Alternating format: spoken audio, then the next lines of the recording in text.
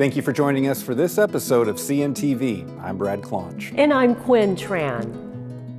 A Chickasaw teenager is ranked right now number 1 in the nation in archery. Griffin Witty holds the top spot in the under 21 fixed pins men's competition.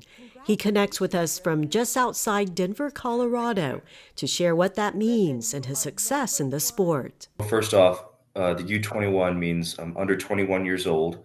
So anyone under 21 years old would be in this division.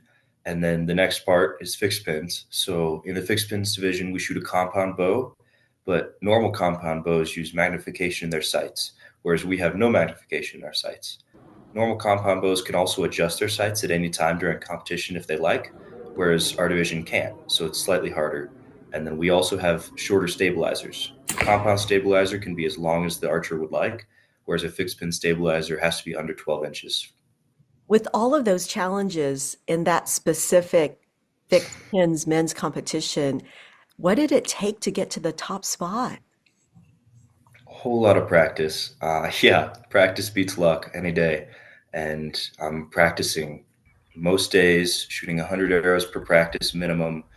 I'm out there, rain or shine. Archery is fun, but what a hard sport. What brings you back to practicing and competing? Archery is something I'm good at. It's a skill that I've learned, and it's something I really enjoy. Like when I've got a long day at school, I go out to the range, I shoot. Archery, it's a sport that forces you to focus on nothing else. Like if you're not focused on archery, you're going to be shooting 8s, 7s. You're going to be missing the bullseye. How do you prepare to be so precise? I tune my equipment a lot. I assemble them myself. I fletch them myself. I weigh them and make sure they're all really, really tight standards. Every arrow is very precise, and I'm making sure that I can rely on my equipment. That way, in the field, if something goes wrong, I know it was just a one-time form error, not my equipment. The distance for outdoor competitions is 50 meters. That's about 55 yards because World Archery competes in the metric system since only Americans use yards and feet. And then for indoor competition, we compete at 18 meters, which is about 20 yards. And that's a slightly smaller target, but it's also more precise just because everybody's hitting the middle almost every time. And then to prepare for these, I listen to music, I make sure to focus, I'm getting in the right headset. When did you start doing archery? How did you get started? I started archery relatively early. My dad has done hunting for numerous years, and he's gone on an annual elk hunting trip for 17 years or something crazy. And when I was littler, he was in the backyard practicing for it, and I wanted to shoot with him. And so we got a first bow, and then that led into first lessons, and then a first team, and first leagues, and just competitive. And that was how I got started. And that was around 6th grade or so that I got my first bow. Did it take long for you to realize, hey, I'm pretty good at this? It actually took a really long time. For the first lot of years, up until just 2 years ago, sophomore year, I got last in a lot of competitions. Many years were spent just getting beat. And then a few years ago, the fixed pins division was made by USA Archery, and I moved into that and started to have a little bit more success, and I started to build, and then suddenly from there, I started to take off. So it was kind of after that, after my first national competition, that was like, okay, maybe I am good at this. Like, this is something that I can keep doing. Last year at the 2024 Gator Cup was my first gold on the national level. It was great. And speaking of that national level, it's amazing. You're also part of the United States archery team. So to get on the U.S. archery team, they take the top 5 archers for each division and age category and gender. And then those archers they make the United States archery team. Being on the U.S. archery team, it's really a great experience. It's like if you told me 5 years ago that I'd be here, I would never have believed it. But it means a lot to me. Yeah. And that entails we get a jersey that only the U.S. archery team has, and only the U.S. archery team wears at competitions. I'm really excited to go to Texas A&M in the fall here. I'm going to be majoring in engineering, and then also Texas A&M has one of the best archery teams in the nation. So they've won the national championship this year, and out of the past 28 years, they've won 23 of the national championships, which is a really, really good statistic. And that archery team is helping me get to college. I think the part of competition that makes me a better archer is when I lose, actually. I think like all those years of losing, of not winning, the fact that I only took my first gold on the national level last year, I think that's pushed me to become a better archer.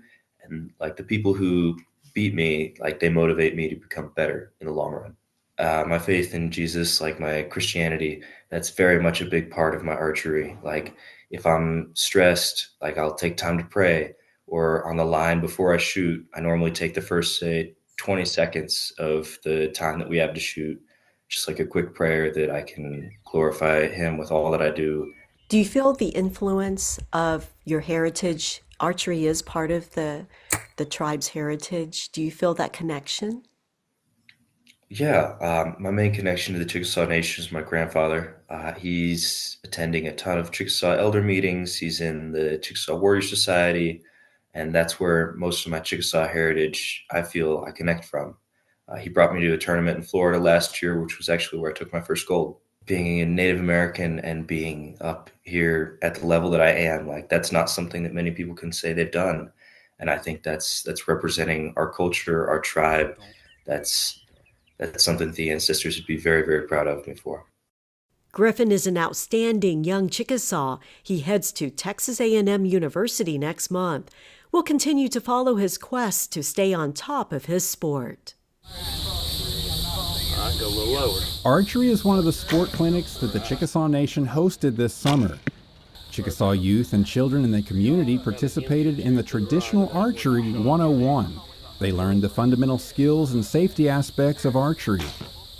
The most effective technique they taught me was aim at your target, but then you want to aim a little bit lower because the arrow will just go up a little bit, and so you want to do that. Another one is to just stay focused, log voices out of your head, and just breathe. It is wonderful hand-eye coordination, you know, and on top of that, I think that honestly just having a skill you can build upon, from skill building to the hunting aspect to just camaraderie, you will meet some of the best people that you've ever met in the traditional archery world. The multi-day archery clinic was held at the Stratford Sportsman Club. The Chickasaw Nation dedicates the tribe's Minticha Apila home health program. Minticha Apila means come and help in Chickasaw. The program meets the medical needs of Chickasaw citizens in their homes. The services include skilled nursing care, occupational, speech, and physical therapies. The home health team also connects patients to social services, mental health resources, and nutritional support programs. As we continue to expand health services all around, this program will also expand and be able to provide services to more people. And that's really exciting. Currently, patients in Pontotoc County receive home health services. The tribe plans to expand to other communities throughout the Chickasaw Nation. The Chickasaw Nation honors military veterans and active duty members at this event. The 8th annual Chickasaw Veterans Conference was held recently at the WinStar World Casino and Resort. The conference featured informative presentations, discussions, and resources for veterans and military families. The Chickasaw Elders Conference is another annual event held in the summer. It's a great time for Chickasaw elders to come together for fellowship. The conference is designed for senior citizens to connect with the tribe, the Chickasaw culture, and tribal programs and services. The vendor booths are very good because you can talk one-on-one with people and they can explain to you in a small group environment. Chickasaw citizens 60 years of age and older took part in the conference. The event continues to grow every year. The 12th annual Artesian Arts Festival attracted thousands of people to downtown Sulphur, Oklahoma. Families enjoyed meeting Chickasaw and other First American artists and exploring their artwork. We try to come every year. We just love all the art. Yeah, and it's so much bigger than it has been. I mean, I think did we come last year? I know we've come many years before, but it just seems a lot larger this year. Hosted by the Chickasaw Nation, the free festival has grown over the years. The first event featured less than 3 dozen artists. This year, more than 120 First American artists showcase their creativity. We're glad you spent time with us here on CNTV. See you next time.